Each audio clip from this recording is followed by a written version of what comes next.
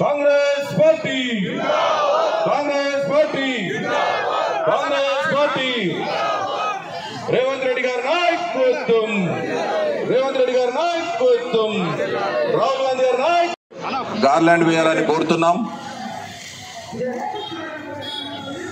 దయచేసి కార్యకర్తలందరూ క్రమశిక్షణ పాటిద్దాం. మన ప్రీతమ నాయకుడు యాదవ్, తర్వాత రెడ్డిపల్లి శ్రీనివాస్, ములుగు సీనో, నరసింహగౌడ్,